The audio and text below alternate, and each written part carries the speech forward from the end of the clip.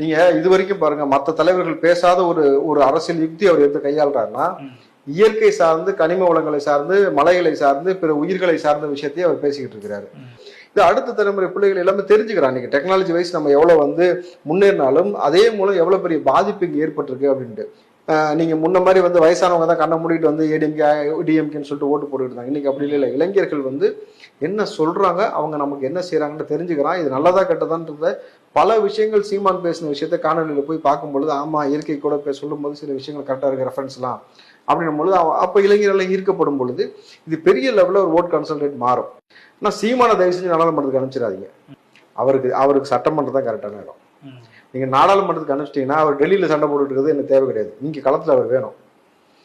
சொல்றேன்ல, சீமானுக்கு வேணா துணையை நானும் போறேன். இல்ல, ரெண்டு பேரும் தனியா இங்கிட்டு அவர் ஒரு குத்து இங்கிட்டு ஒரு குத்துவோம். நம்ம அப்பதான் சரியா வரும். அவரு இங்க இருக்க வேண்டிய ஆளு. அவரை இங்க வச்சு அண்ணனுக்கு நானே பச்சை மண்டை கூட சப்ளை பண்றேன், புரியுதுங்களா? பண்ணி இவங்களை திருத்தணும், இல்ல இவங்களை மாத்தணும், இல்லாட்டி இவங்களுக்கு ஒரு நெருக்கடி ஏற்படுத்தணும். இங்க இருக்கக்கூடிய ஆட்சியாளர்கள் இப்ப எனக்கு தேவை அல்டிமேட்டா என்ன தேவையோ என் மக்களுக்கு நான் சொல்றேன்ல, உணவுக்கும் தண்ணீருக்கு பிச்சை எடுக்காம நல்ல ஒரு வாழ்க்கை வாழணும்.